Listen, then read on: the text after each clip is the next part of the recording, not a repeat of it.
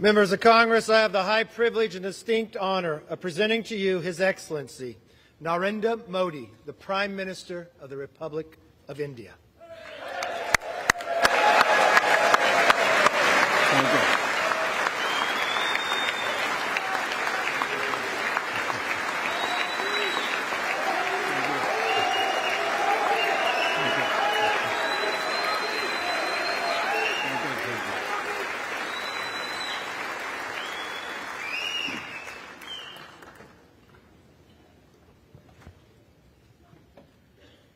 Mr. Speaker,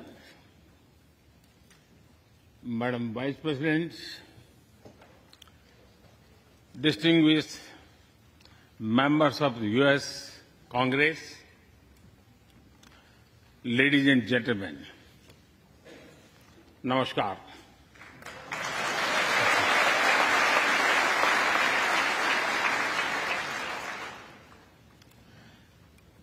It is always a great honor to address the United States Congress.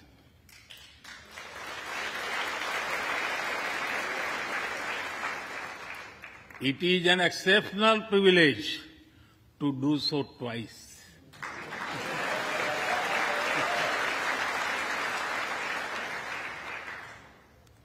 For this honor,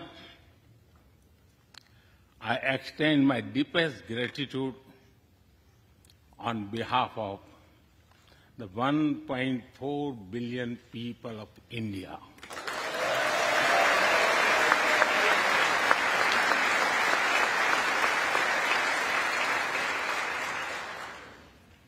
I see that nearly half of you were here in 2016.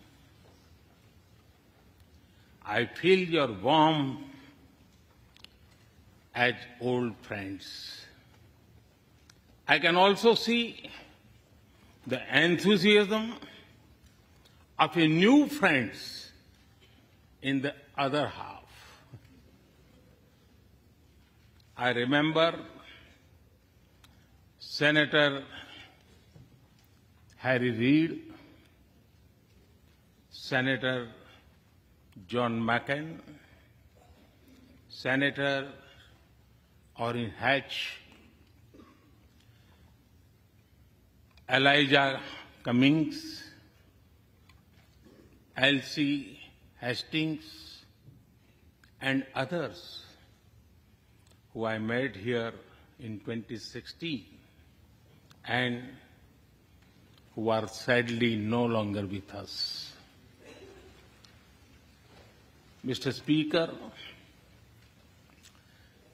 standing here 7 Junes ago, that is the June when Hamilton swept all the awards,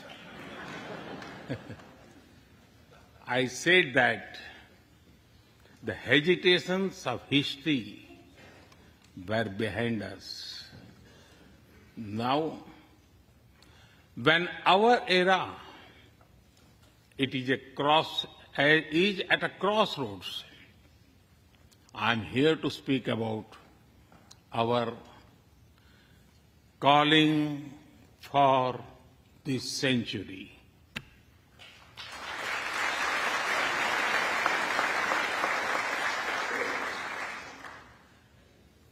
Through the long and widening road that we have traveled, we have made the test of friendship. A lot has changed since I came here 7 summers ago.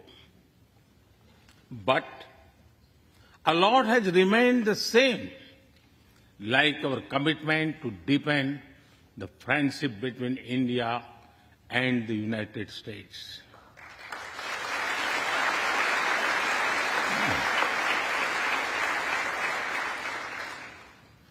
In the past few years, there have been many advances in AI, artificial intelligence. At the same time, there have been even more momentous development in another AI, America and India.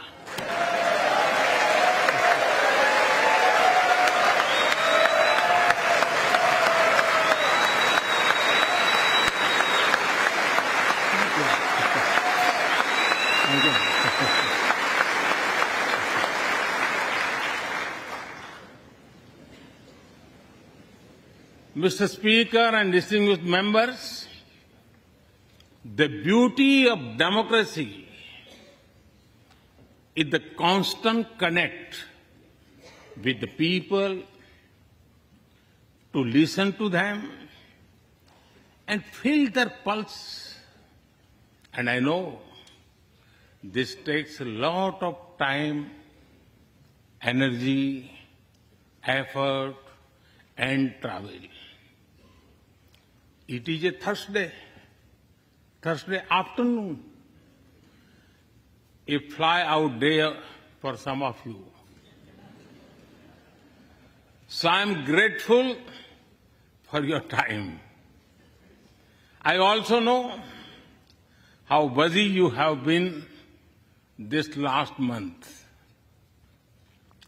Being a citizen of a vibrant democracy, myself, I can admit one thing, Mr. Speaker, you have a tough job.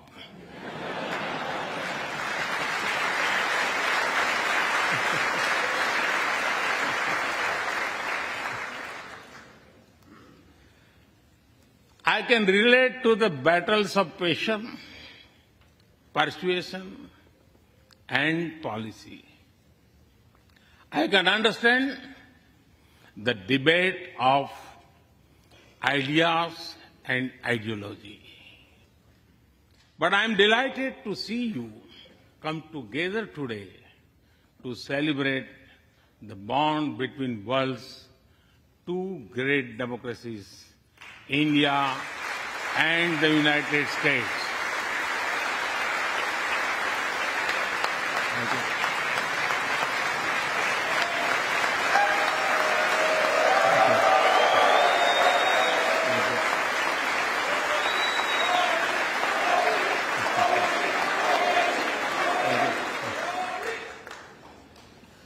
I'm happy to help out.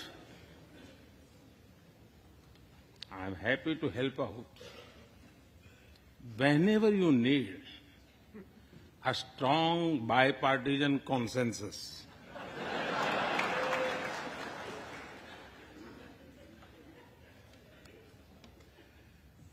There will be and there must be a contest of ideas at home.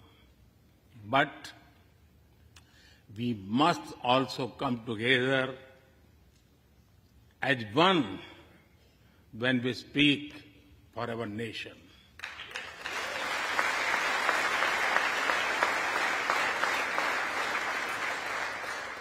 And you have shown that you can do it. Congratulations.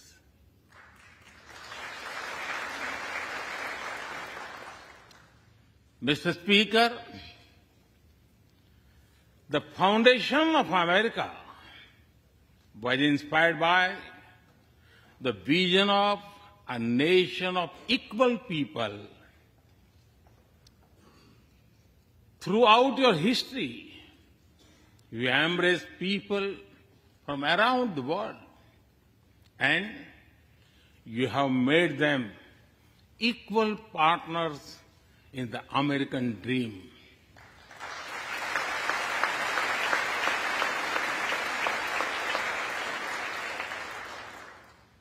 There are millions here who have roots in India. Some of them sit proudly in this chamber.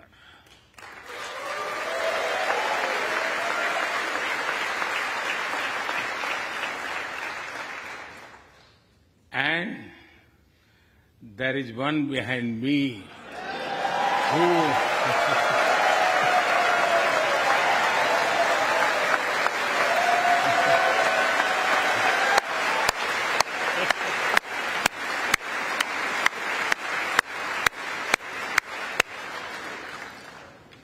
had made history. I'm told that the Samosa caucus is now the flavor of the house. I hope it grows and brings the full diversity of Indian cuisine here.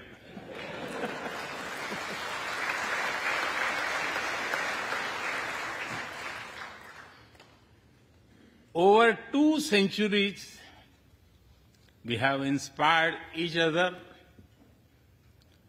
through the lives of great Americans and Indians. We pay tribute to Mahatma Gandhi and Martin Luther King Jr.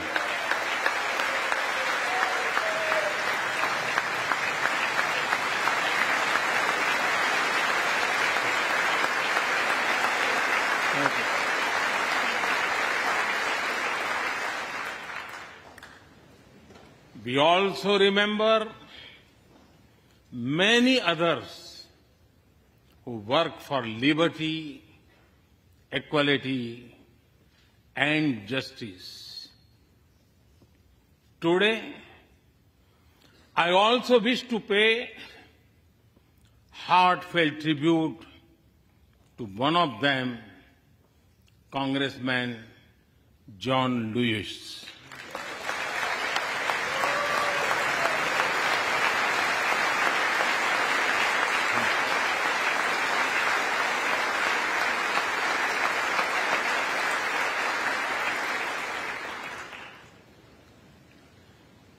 Mr. Speaker, democracy is one of our sacred and shared values. It has evolved over a long time and taken various forms of systems. Throughout history, however, one thing has been clear. Democracy is the spirit that supports equality and dignity.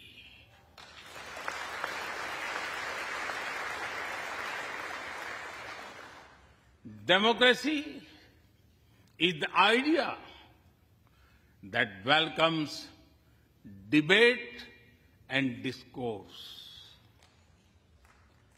Democracy is the culture that gives wings to thought and expression.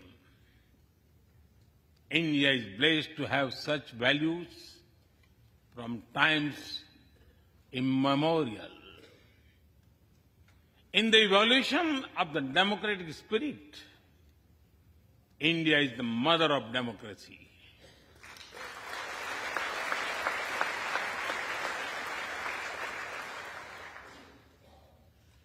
Millennia ago,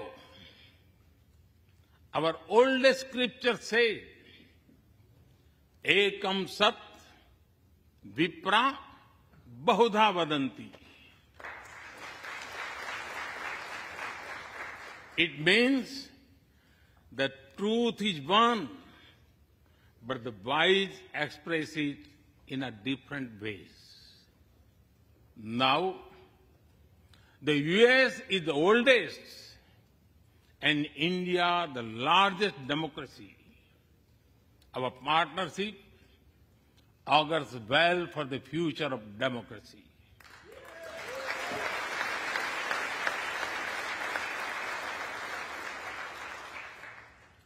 Together, we shall give a better future to the world and a better world to the future.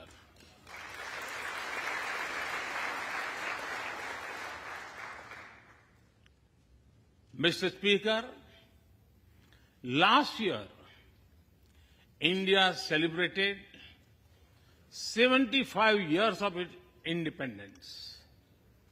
Every milestone is important, but this one was a special.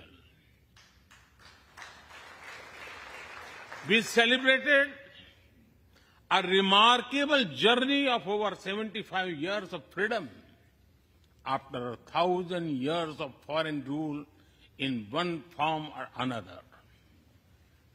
This was not just a celebration of democracy, but also of diversity. Not just of constitution, but also of its spirit of a social empowerment. Not just of our competitiveness and cooperative federalism, but also of our essential unity and integrity.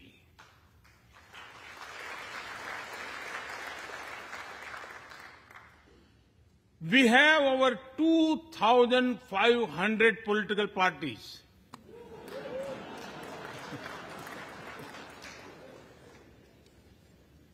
Yes, you heard that right. 2,500.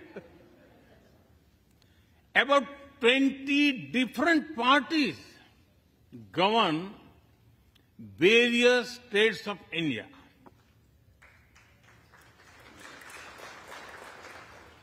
We have 22 official languages and thousands of dialects, and yet we speak in one voice.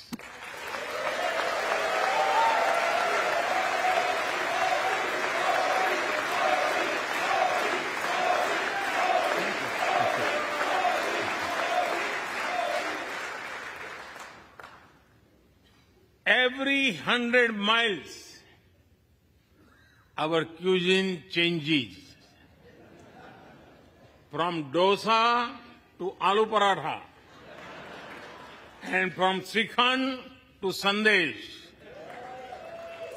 We enjoy all of this. We are home to all faiths in the world, and we celebrate all of them.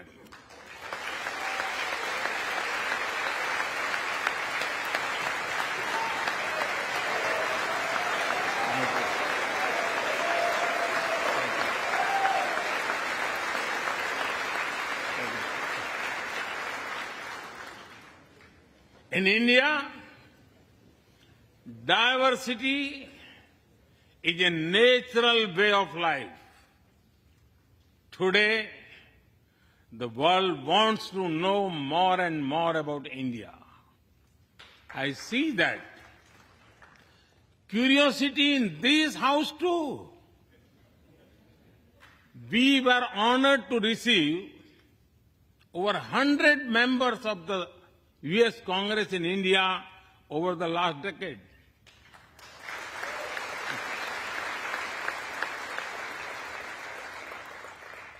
Everyone wants to understand India's development, democracy, and diversity. Everyone wants to know what India is doing right and how. Among close friends, I'm happy to share the same.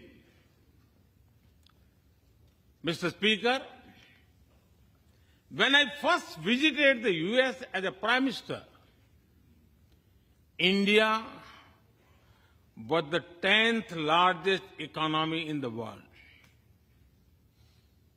10th. Today, India is the 5th largest economy.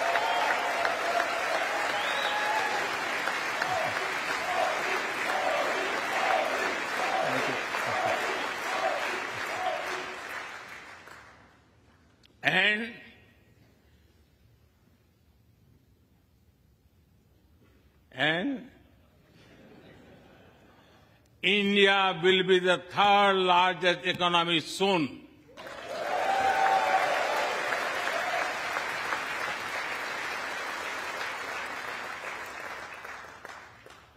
We are not only growing bigger, but we are also growing faster. When India grows, the whole world grows.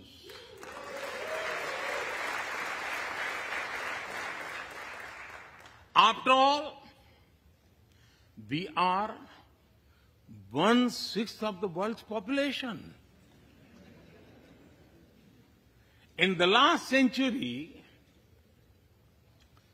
when India won its freedom, it inspired many other countries to free themselves from colonial rule.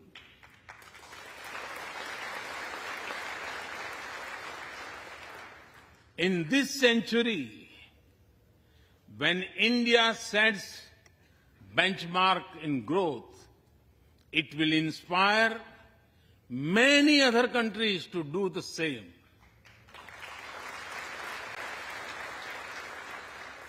Our vision is सबका साथ, सबका विकास, सबका विश्वास, सबका प्रयास.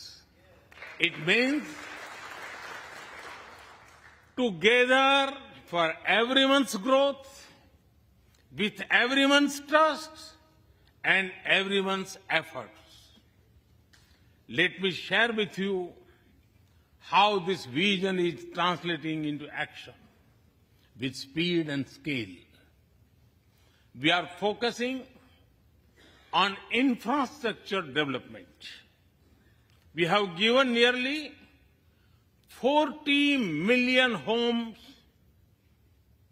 to provide shelter to over 150 million people.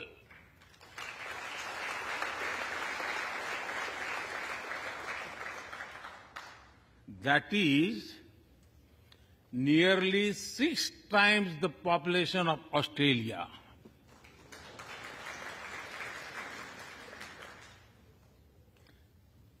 We run a national health insurance program that ensures free medical treatment for about 500 million people.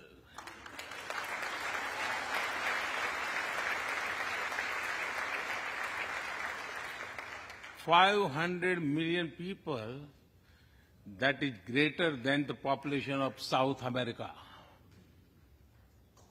We took banking to the unbanked with the world's largest financial inclusion drive. Nearly 500 million people benefited. This is close to the population of North America. We have worked on building digital India. Today, there are more than 850 million smartphones and internet users in the country.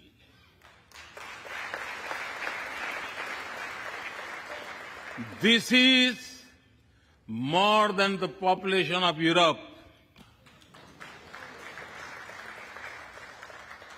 We protected our people with 2.2 billion doses of made in India COVID vaccines.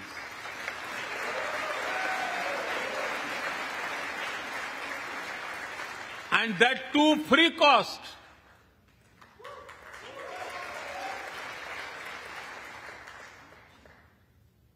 I may be running out of continent soon, so I will stop here. Distinguished members, the Vedas are one of the world's oldest scriptures. They are a great treasure of humanity composed thousands of years ago. Back then, women sages composed many verses in these Vedas. And today, in modern India, women are leading us to a better future.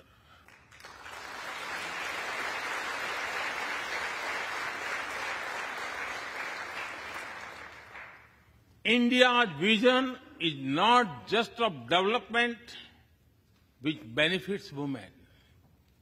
It is of women-led development where women lead the journey of progress.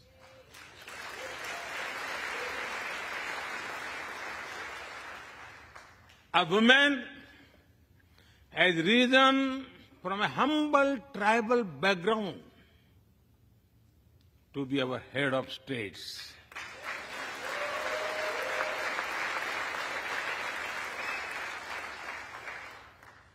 Nearly 1.5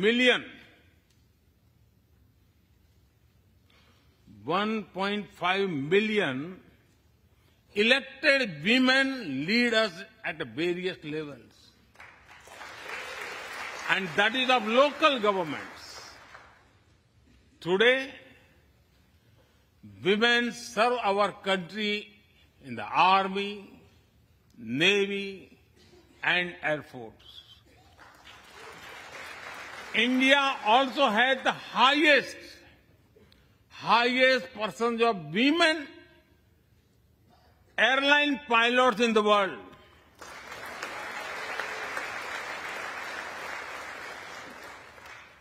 And they have also put us on Mars by leading our Mars mission.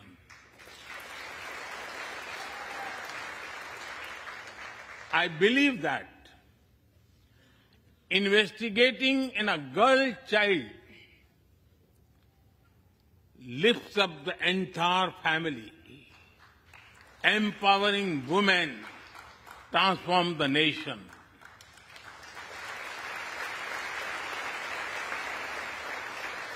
Mr. Speaker, India is an ancient nation with a youthful population.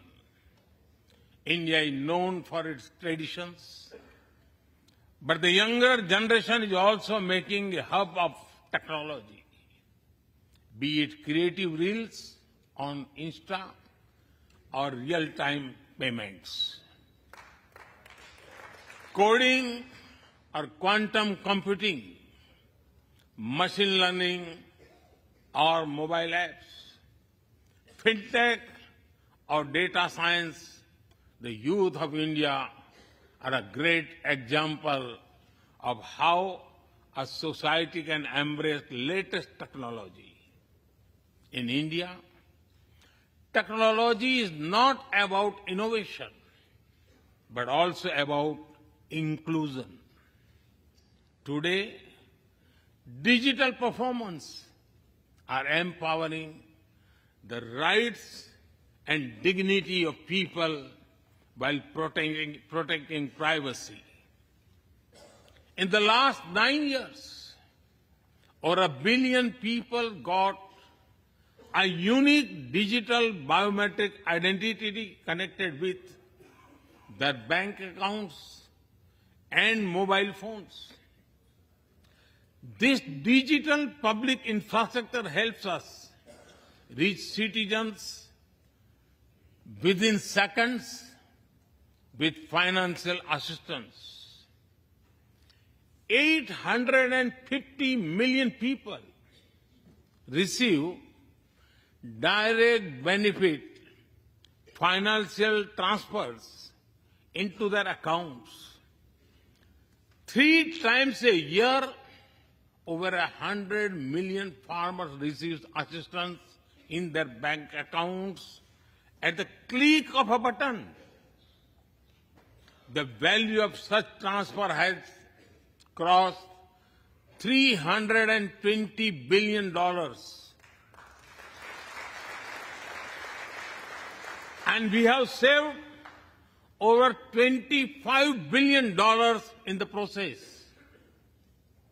If you visit India, you will see everyone is using phones for payments, including street vendors. Last year, out of every 100 real-time digital payments in the world, 46 happened in India.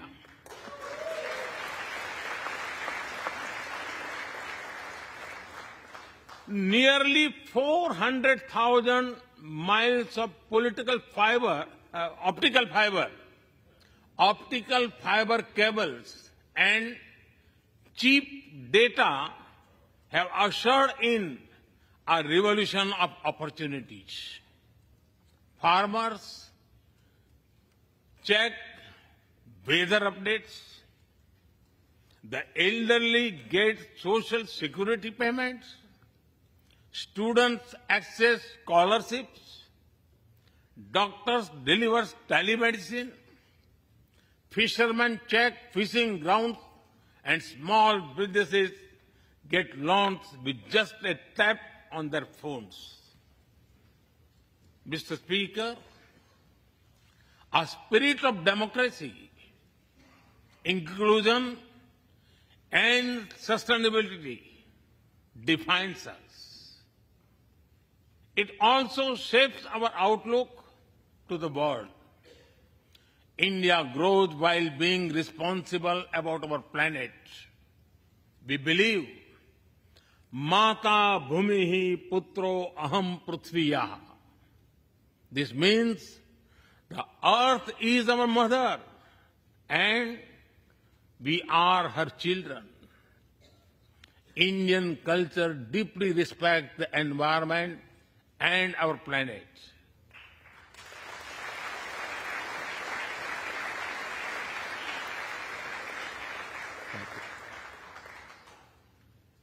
While becoming the fastest growing economy,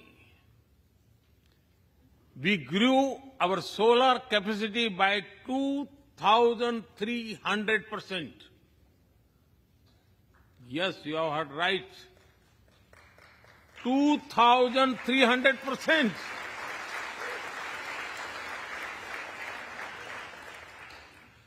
We became the only G20 country to meet its Paris commitment.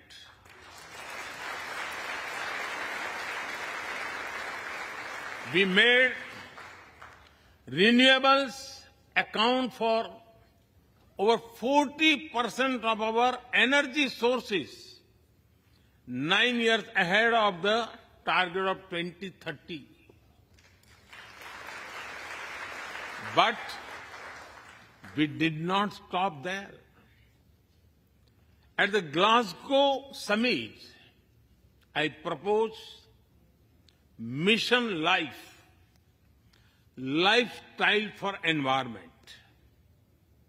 This is a way to make sustainability a true people's movement.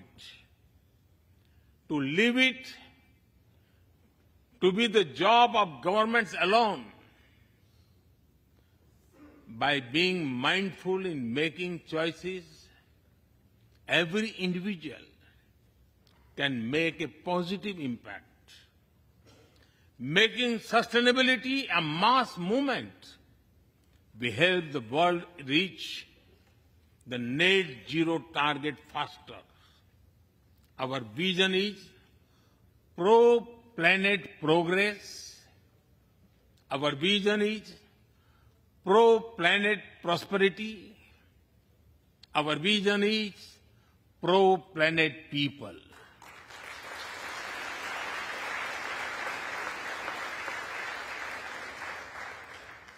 Mr. Speaker, we live by the motto of Vasudhaiv Kutumbakam, or the world is one family.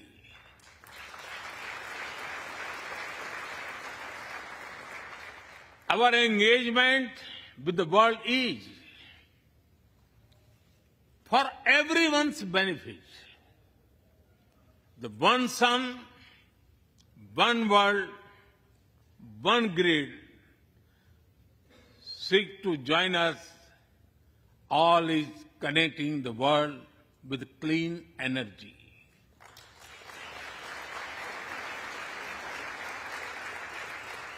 One Earth, One Health is a vision for global action to bring quality health care to everyone, including animals and plants.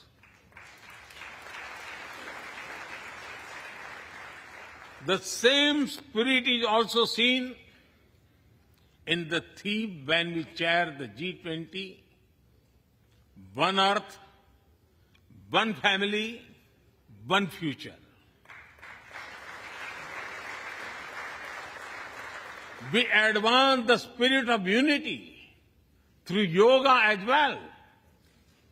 Just yesterday, the whole world came together to celebrate the International Day of Yoga.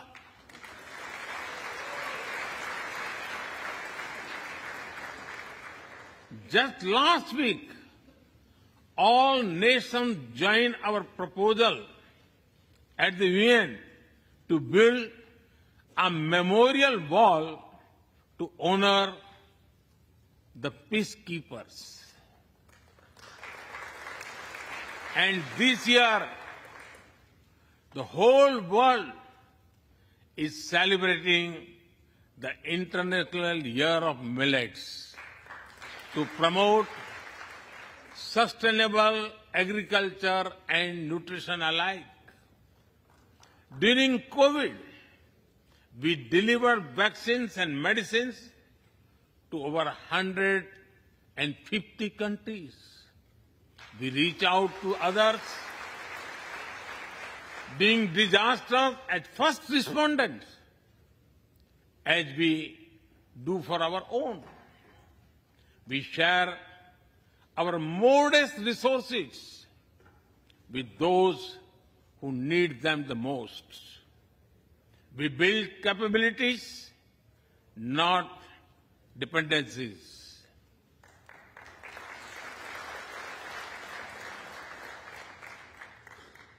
Mr. Speaker, when I speak about India's approach to the world, the United States occupy a special place. I know. Our relations are of great importance to all of you. Every member of this Congress has a deep interest in it. When defense and aerospace in India grow, industries in the state of Washington, Arizona, Georgia, Alabama, South Carolina, and Pennsylvania thrive.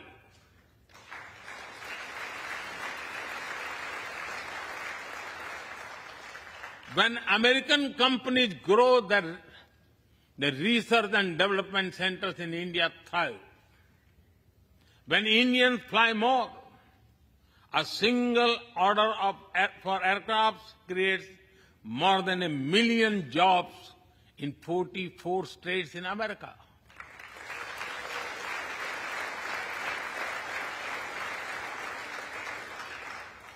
When an American phone makers invest in India, it creates an entire ecosystem of jobs and opportunities in both countries. When India and US work together on semiconductors and critical minerals, it helps the world in making supply chains more diverse, resilient, and reliable.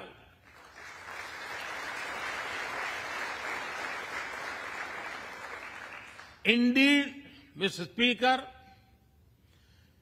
we were strangers in defense cooperation at the turn of the century. Now, the United States has become one of our most important defense partners.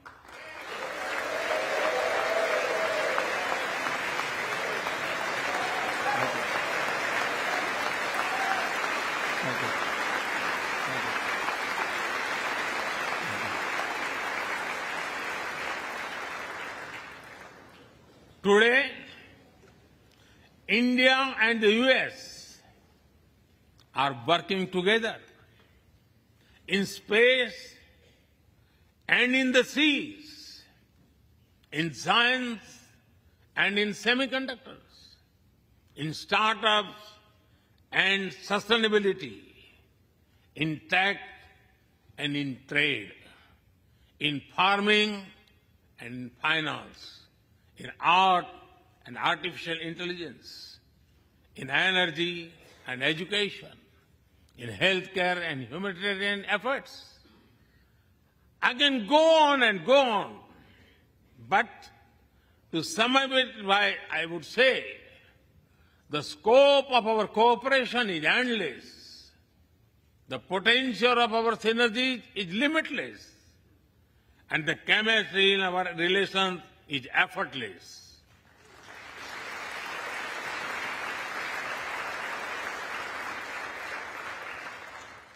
In all this, Indian Americans have played a big role.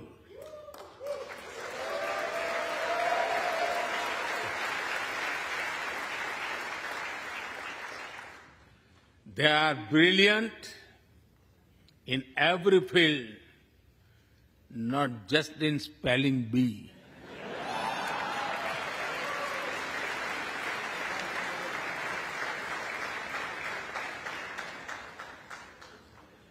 With their hearts and minds, talent and skills, and the love for America and India, they have connected us. They have unlocked doors. They have shown the potential of our partnership. Mr. Speaker, distinguished members, every Indian Prime Minister and American President of the past has taken our relationship further. But our generation has to honor of taking it to greater heights.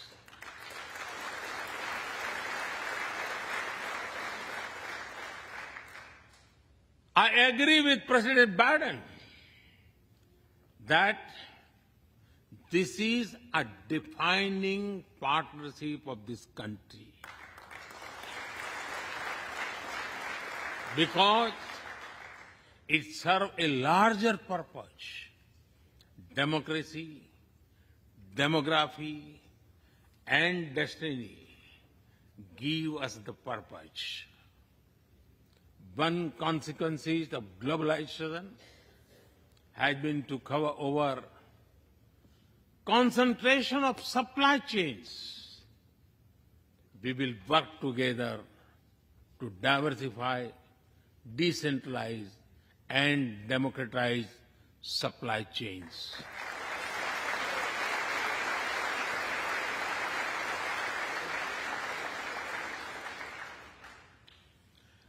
Technology will determine the security, prosperity, and leadership in the 21st century.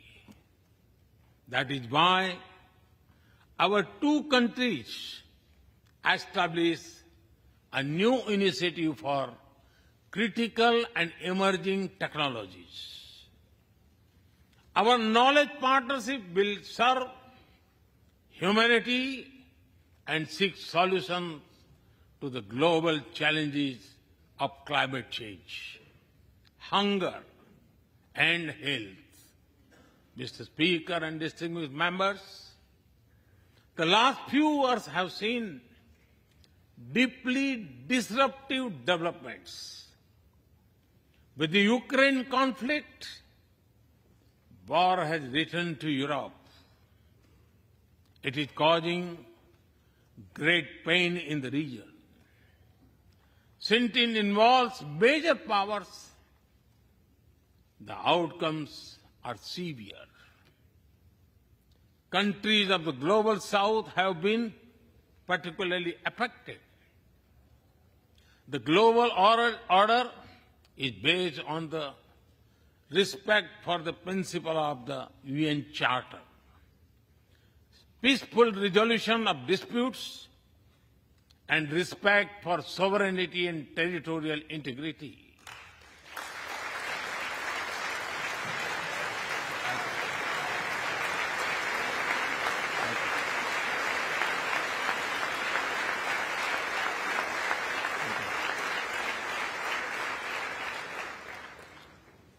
As I have said directly and publicly,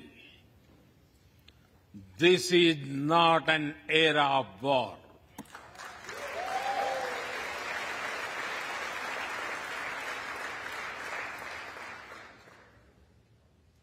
But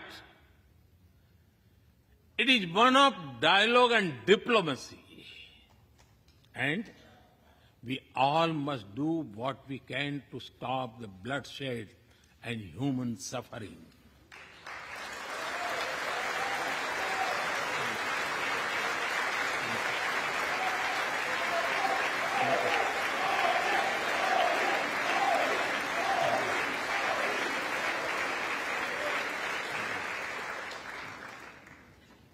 Mr. Speaker, the dark clouds of coercion and confrontation are casting their shadow in the Indo-Pacific.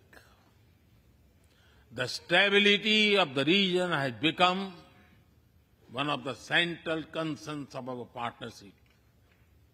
We share a vision of a free, open, and inclusive Indo-Pacific.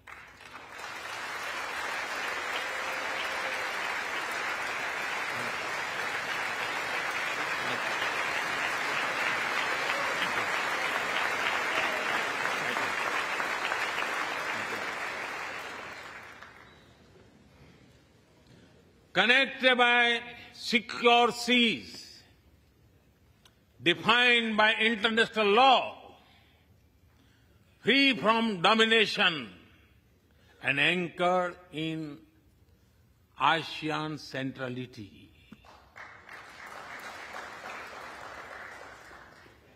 A region where all nations, small and large, are free and fearless in their choices, where progress is not suffocated by an impossible burdens of debt.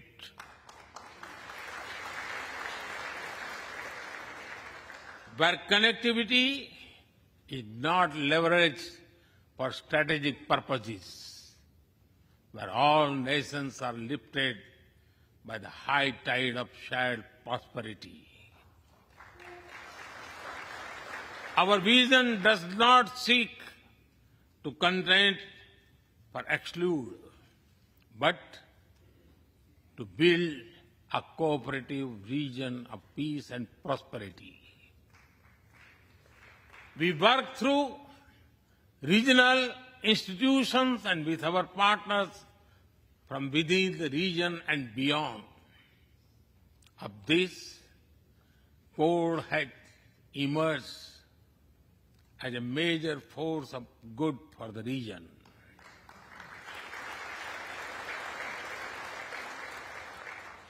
Mr. Speaker, more than 2 decades after 9/11 and more than a decade after 26/11 in Mumbai, radicalism and terrorism still remain a pressing danger for the whole world. These ideologies keep taking new identity and forms, but their intentions are the same. Terrorism is an enemy of humanity, and there can be no ifs and buts in dealing with it.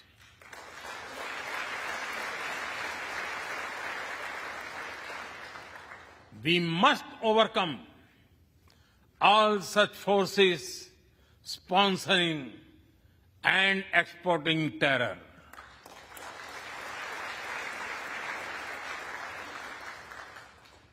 Mr. Speaker, COVID-19's biggest impact was the human loss and suffering it caused. I wish to remember Congressman Ron Wright and the staff members who lost their lives to COVID.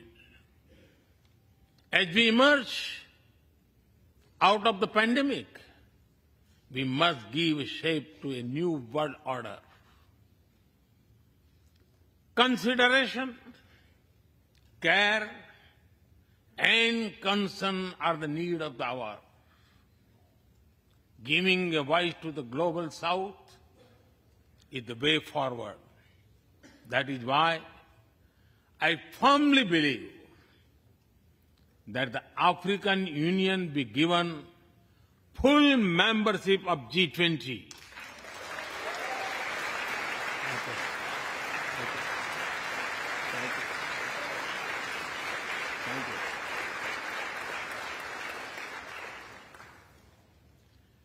We must revive multilateralism and reform multilateral institutions. With better resources and representation that applies to all our global institutions of governance, especially the United Nations. When the world has changed, our institutions too must change, or risk getting replaced by a world of rivalries without rules. In working for a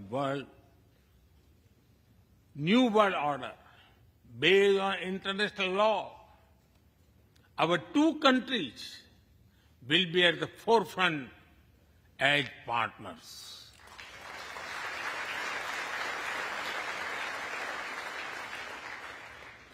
Mr. Speaker and distinguished members, today we stand at a new dawn in our relationship that will not only shape the destiny of our two nations, but also that of the world.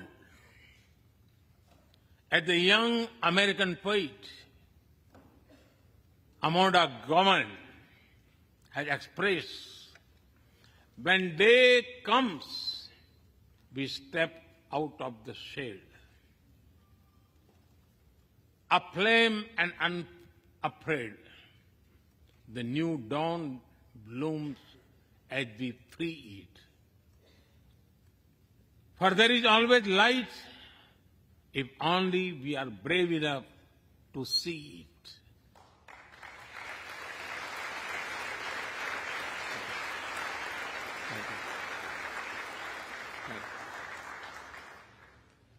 Our trusted partnership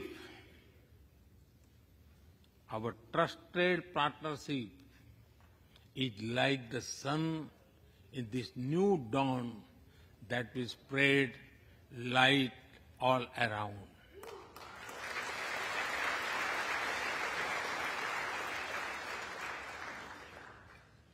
I am reminded of a poem that I once wrote. आसमान में सिर उठाकर घने बादलों को चीरकर रोशनी का संकल्प ले, अभी तो सूरज उगा है।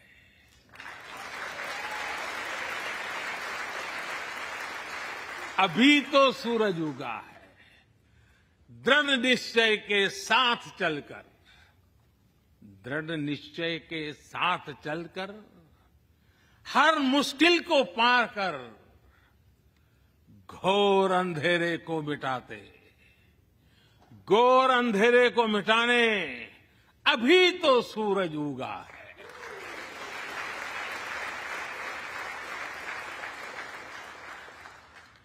If I were to say it in English, it would be rising its head in the skies, piercing through the dense clouds with the promise of light. The sun has just risen, armed with a deep resolve, overcoming all the odds to dispel the forces of darkness. The sun had just risen.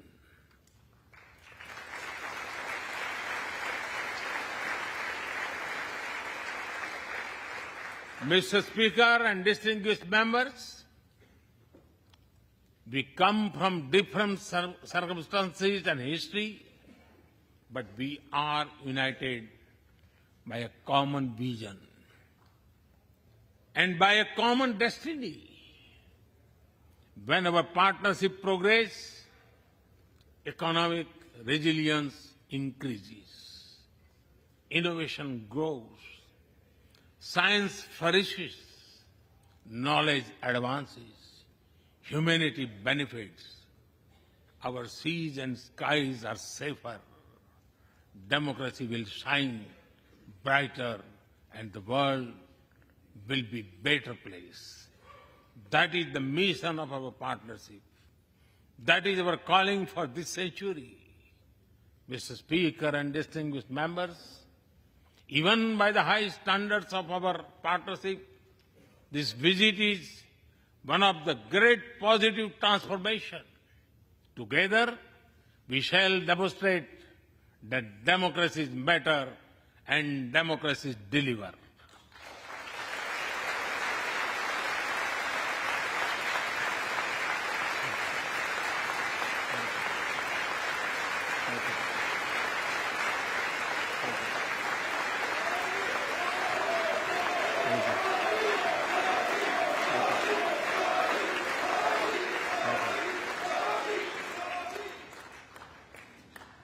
I count on your continued support to the India-US partnership.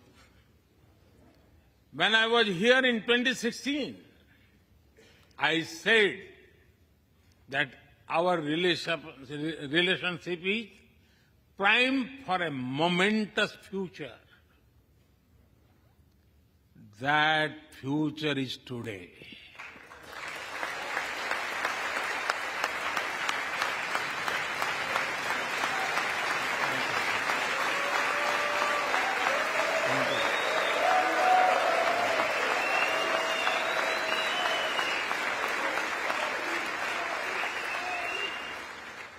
Thank you once again, Mr. Speaker, Madam Vice President, and the distinguished members of this honor.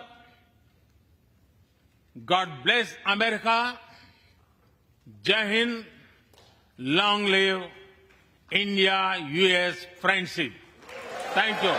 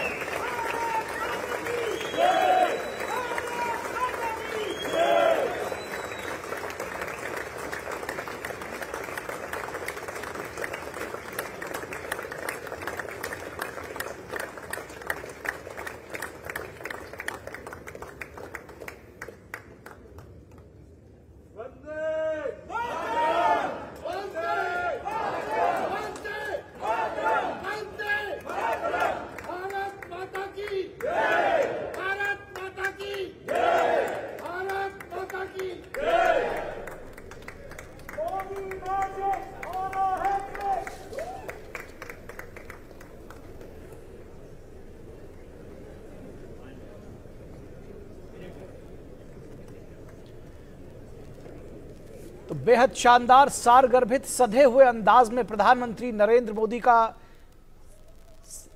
भाषण अमेरिकी संसद के दोनों सदनों के संयुक्त सत्र को संबोधित किया। प्रधानमंत्री नरेंद्र मोदी ने ऐतिहासिक क्षण है और इस समय कुछ जो सीनेटर्स हैं, जो कांग्रेसमैन हैं, वो प्रधानमंत्री से ऑटोग्राफ भी लेते हुए। जिस तरह से प्रधानमंत्री का स्वागत किया गया, जिस तरह से उनका इस्तकबाल किया गया, वो अभूतपूर्व है। प्रधानमंत्री नरेंद्र मोदी का मोदी मोदी के नारों के साथ स्वागत किया गया अमेरिका के सदन में। ये देखना हर एक भारतीय के लिए गौरव का क्षण है और अभूतपूर्व है। देखिए, प्रधानमंत्री अमेरिकी सांसदों से घिरे हुए हैं और कुछ लोगों को ऑटोग्राफ भी देते हुए।